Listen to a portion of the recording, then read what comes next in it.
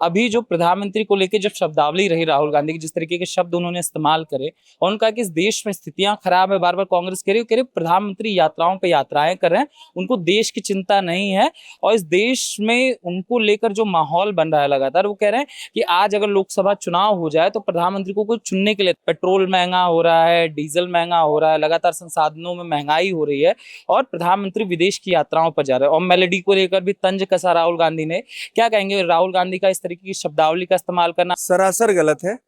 ये सबसे पहली बात यह है कि इतने घटिया किस्म के शब्दों का प्रयोग कैसे किया जा सकता है। एक एलओपी से यह अपेक्षा हम बिल्कुल नहीं कर सकते। एक राजनेता जो है केवल राजनेता नहीं होता है, वह एक पथ प्रदर्शक भी होता है देश के लिए, लोगों के लिए। अब वो अगर इस तरह के शब्दों का प्रयोग करेंगे अपने प्रधानमंत्री के लिए तो निहायत यह शर्मनाक है। दूसरी बात यह कि जैसा उन्होंने कहा कि वो मेलोडी टॉफी और ये विदेश नीति अलग चीज है। वहाँ यहाँ पर बीजेपी विदेश में जाकर बीजेपी और कांग्रेस की लड़ाई नहीं होती, वहां पर प्रधानमंत्री भारत का प्रतिनिधित्व कर रहे होते हैं। और जब कभी अगर कहीं पर विदेश में हमें हमारे प्रधानमंत्री की आलोचना हो तो पूरा देश को एकजुट होना चाहिए। याद कीजिए उस दौर को जब अपोजिशन में अटल बिहारी वाजपेयी हुआ करते थे और इंदिरा गांधी प्राइम मिनिस्टर हुआ करती थी। उससे पहले जवाहरलाल जी भी हुआ करते थे। जवाहरलाल जी की विदेश नीति को अटल जी बहुत जबरदस्त तरीके से इंडोर्स करते थे, इंदिरा गांधी के पीछे खड़े रहते थे, बहुत स्नेह देते थे जवाहरलाल जी उनको, है ना। तो ये स्थिति थी, है ना। आज मैं देख रहा हूँ कि हर जगह राजनीतिक रोटी सेकने की स्थिति आ गई है। मैं एक न्यूट्रल किस्म का व्यक्ति हूँ और मैं इसको बहुत एंजॉय करता हूँ, लेकिन आपने कहा कि आज चुनाव हो जाए तो बीजेपी को मुंह की खानी पड़ेगी। कांग्रेस कह रही है। हालिया चुनाव आपके सामने नजीर है। एक बड़ा प्रदेश है बंगाल, पश्चिम बंगाल, और वहां पर बीजेपी की लैंडस्लाइड विक्ट्री हुई। तो हम देखना पड़ेगा ना, विपक्ष को अपने गिरेबान में झांकना पड़ेगा कि उनकी नीतियों में कहाँ गड़बड़ी है, कहाँ वह खुद को एक विकल्प के रूप में प्रस्तुत नहीं कर पा रहे हैं, है ना। यह बहुत बड़ी समस्या है। तीसरी बात आपने कहा कि पेट्रोलियम प्रोडक्ट्स की कीमत लगातार बढ़ती जा रही है। पेट्रोलियम आज जो है ना 2016 के बाद से एक बहुत बड़ी क्रांति देश में आई है। सूचना का प्रसार जो है ना, आपको आश्चर्य होगा, रिक्शा चलाने वाले तक भी पहुंचो ये आसानी से हो गया है ना। और वो जानता है कि इसमें नरेंद्र मोदी और बीजेपी या भारत की वर्तमान सरकार का कोई रोल नहीं। वह यह जानता है कि कहीं एक हॉर्मुज स्ट्रेट है जहां से तेलों की आवाजाही आबाद रूप से नहीं हो पा रही है। ईरान और अमेरिका की, इजराइल की का जो त्रिकोणीय संघर्ष है ना, उसने स्थिति को बहुत जटिल कर दिया है। भारत के पास अपना पेट्रोलियम भंडार नहीं है ना, प्राकृतिक रूप से। जाहिर सी बात है यह संकट आएगा, है ना। तो यह हर एक व्यक्ति को पता है। आप चाहे तो सर्वे करवा लें, है ना। मैं चूंकि मतलब मैं अगर निकलता हूँ कहीं तो मेरी यह कोशिश होती है कि जो निचला तबका है समाज का, जो लोअर स्ट्राटा है ना, उससे भी वो क्या सोचता है, उसकी क्या समझ है। और मैं बहुत, ये मेरे लिए सुखद आश्चर्य की स्थिति। जब आप देखते हैं, जब आप बात करते हैं कि प्रधानमंत्री को गद्दार जैसे शब्द का इस्तेमाल किया जाता है राहुल गांधी के द्वारा, गृह मंत्री को गद्दार कहा जाता है, संघ को गद्दार कह दिया जाता है, तब आप लोगों से बात करते हैं तो लोगों का क्या? ये सेल्फ गोल की स्थिति है राहुल गांधी के लिए, है ना।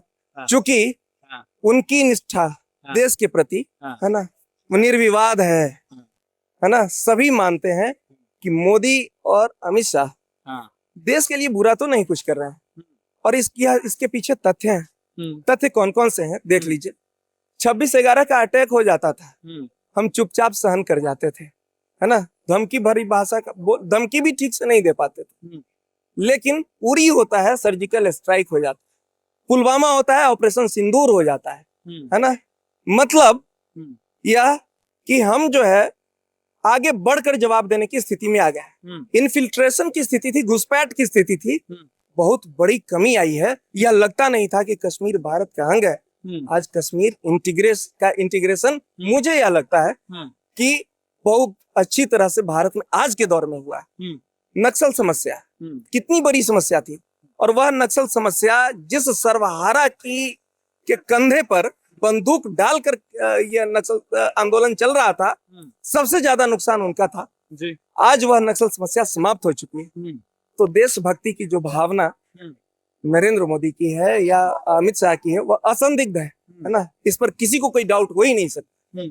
अब एक्यूजिंग फिंगर अगर ये रेज कर रहे हैं, उनकी तरफ उंगली उठा रहे हैं, तो राहुल गांधी सिर्फ और सिर्फ अपना नुकसान कर रहे हैं। एक प्रकार से कहा जाए, एक मीम भी चलता है ना, जिसमें कहा यह जाता है कि 4 लोग हैं, ये यही इन लोगों ने गंद फैला रखा है या कुछ, तो उसमें फिर एक राहुल गांधी की फोटो आती है और कहा जाता है कि नहीं, 5वां भी है जो हमारे लिए ही काम कर रहा है। एग्जैक्टली यह स्थिति हो गई है और इसका मुझे दुख है कि विपक्ष जो है ना बहुत कमजोर हो चुका है। और जो विरोध लगातार विदेश नीति का जिस तरीके से विरोध विपक्ष कह रहा है विदेश नीति विफल रही है तभी ये हाल हुआ है। कई तो कांग्रेस के प्रवक्ता टीवी टेलीविजन पे जाके ये बताने का प्रयास कर रहे हैं कि आज जो स्थिति है उसका जिम्मेदार 2016 में हुई नोटबंदी है। नहीं, ऐसा नहीं है। हाँ। नोटबंदी में बेशक कुछ कमियां रही उसके इम्प्लीमेंटेशन में। हाँ। लेकिन नोटबंदी ने बड़े पैमाने पर हवाला नेटवर्क जो था, जिसके जरिए आतंकवाद को फंडिंग होती थी, है ना, उग्रवाद को फंडिंग होती थी, उस हवाला नेटवर्क की कमर टूट गई, है ना। उस नेटवर्क को संचालित करने वाला कराची का एक था व्यक्ति, उसने सुसाइड कर लिया, है ना। हाँ हाँ, सुसाइड कर लिया। दूसरी बात यह कि यहाँ पर भ्रष्टाचार है, उस पर अंकुश लगा। कैसे? ऑनलाइन पेमेंट का चलन बढ़ा। आज पूरे विश्व में यूपीआई पेमेंट जितना अधिक भारत में होता है उतना कहीं नहीं है ना। अब ऑनलाइन पेमेंट जहां अधिक होगा, जाहिर सी बात है पारदर्शिता बढ़ेगी, है ना। तो यह कैसे कहा जा सकता है कि इसने विदेश नीति ने जो है विफल रही है? विफल रही, बिल्कुल गलत है। तीसरी बात, मैं इस विदेश नीति कैसे, देखिए कोई भी चीज हमेशा 100% सही नहीं हो सकती, उसमें कुछ न कुछ लूप होल्स होंगे, है ना। जहां तक विदेश नीति का प्रश्न है, एक शब्द आता है विमर्श में, डी डॉलराइजेशन। जी, बहुत बड़ी बात आपने। डॉलर की हेजोमनी थी और डॉलर मतलब पूरे विश्व व्यापार में डॉलर में ही व्यापार हो सकता था, है ना। इस मौजूदा सरकार ने अपने व्यापारिक संबंधों को विस्तृत किया, अलग अलग ट्रेड ब्लॉक से जुड़ने की कोशिश की इसने, और डॉलर का वैकल्पिक समाधान भी खोजा। कई जगह तो ऐसा भी हो रहा है कि 2 देशों की जो मुद्राएं हैं, जैसे रूबल और रुपया है, रूबल रूस का, रुपया भारत का, इन मुद्राओं में आपसी विनिमय होने लगा। आज डी डॉलराइजेशन मतलब डॉलर की हेजेमोनी जो थी, प्रभुसत्ता जो थी, वह कमतर हो रही है। और अभी आप गौर कीजिएगा, आगे 2 साल के बाद सीन जो है सो आपको अलग दिखाई देगा। अमेरिका की यही स्थिति नहीं रहेगी जो आज है। ट्रंप ने तो इस दिशा में और अधिक तेजी से काम किया है। विश्व की मतलब इतनी बड़ी इकोनॉमी, 140 करोड़ की आबादी वाला देश, जो उसके लिए एक बहुत बड़ा बाजार हो सकता था, इन्वेस्टमेंट का बहुत बड़ा एक डेस्टिनेशन हो सकता था, उसको वो खो रहा है। एक बहुत बड़ा स्ट्रेटेजिक एलाई हो सकता था अमेरिका, हाँ। उसने खो दिया, हाँ। और भारत, हाँ। अब क्या कर रहा है, हाँ। भारत जो है, अभी देख लीजिए इस क्राइसिस के दरमियान रूस से अपना तेल जो है आयात करना बंद नहीं किया है, बल्कि उसकी मात्रा बढ़ गई, है ना। यहाँ तक कि यह जो विदेश यात्रा हो रही है, इसकी भी आलोचना कर रही है। कह रहे घूमते ही रहते हैं प्रधानमंत्री, यहाँ कहते हैं पेट्रोल बचाओ, और इतने महंगे प्लेन में और उसमें पेट्रोल भरा के घूम रहे। क्या उद्देश्य है यह देखिए। वह सब दुबई गए, है ना, यूएई गए, यूएई में वहां पर उन्होंने जो राष्ट्राध्यक्ष हैं उनसे मुलाकात की।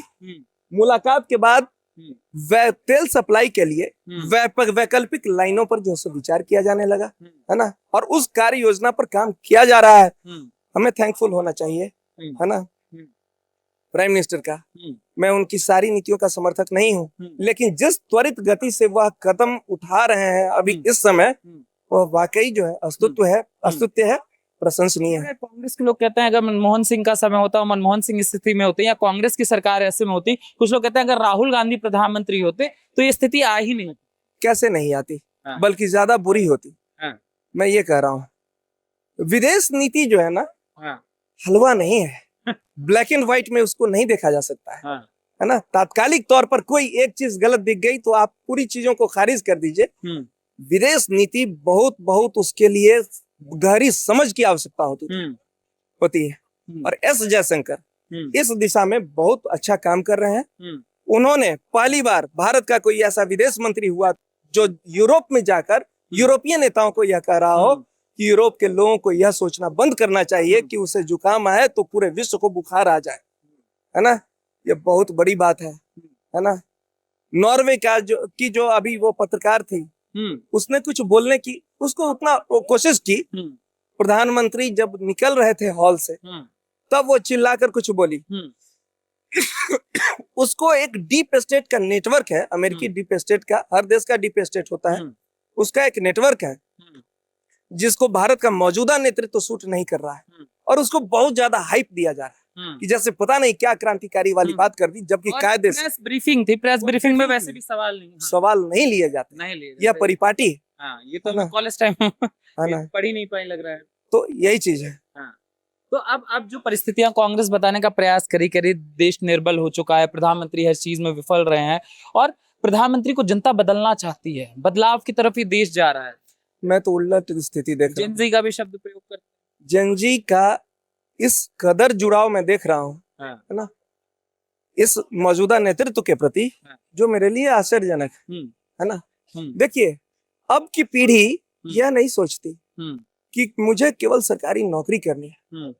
मैं अपनी बात बताऊं, है ना, मैं अपनी बात बताऊं, मैं आया था यहाँ आईएएस की तैयारी करने के लिए, इंटरव्यू तक गया, है ना, नहीं क्या फाइनल कर सका। उसके बाद मैंने किसी और सरकारी नौकरी के बारे में सोचा ही नहीं। मुझे यह पता था कि मैं जहाँ खड़ा हो जाऊंगा, है ना, मैं ठीक ठाक स्थिति में रहूंगा, अर्जित कर लिया। हाँ, और मुझे सरकारी नौकरी नहीं चाहिए, है ना, बिल्कुल नहीं चाहिए। और आज आप एक चीज बताइए, आईआईएमसी से किया आपने मास कम्युनिकेशन, कहाँ से किया? आईआईएमसी से? नहीं, मैंने आईआईएमसी से नहीं किया, मैंने दिल्ली यूनिवर्सिटी से किया है। आप एक चीज बताइए, सरकारी नौकरी के भरोसे बैठे रहते, है ना, क्या उपलब्धि आप हासिल कर पाते? यहाँ आपके लिए संभावनाएं अनंत हो जाती हैं। आज की पीढ़ी उस तरीके से सोच रही है ना। मैं बस ये जानना चाह रहा हूँ दादा, लास्ट सवाल फिर मैं खत्म करूंगा, क्या राहुल गांधी कांग्रेस के विनाश का कारण बन रहे हैं क्या? क्योंकि लगातार जिस तरीके की शब्दावली प्रधान, कभी डंडे से मारने वाली बात, गद्दार बोलना, डरा हुआ बोलना, इस तरीके के शब्दों का लगातार इस्तेमाल करना।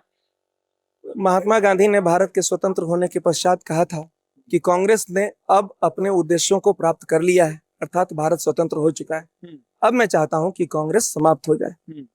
महात्मा गांधी के जीवन काल में और उसके बाद बहुत बड़े कालखंड में यह काम नहीं हो सका और मुझे बेहद दुख के साथ कहना पड़ रहा है कि वे एक वैसी पार्टी जिसके पास एक व्यापक संगठन था, उसकी समाप्ति की ओर बहुत तेजी से धकेलने का काम आदरणीय राहुल गांधी कर रहे हैं।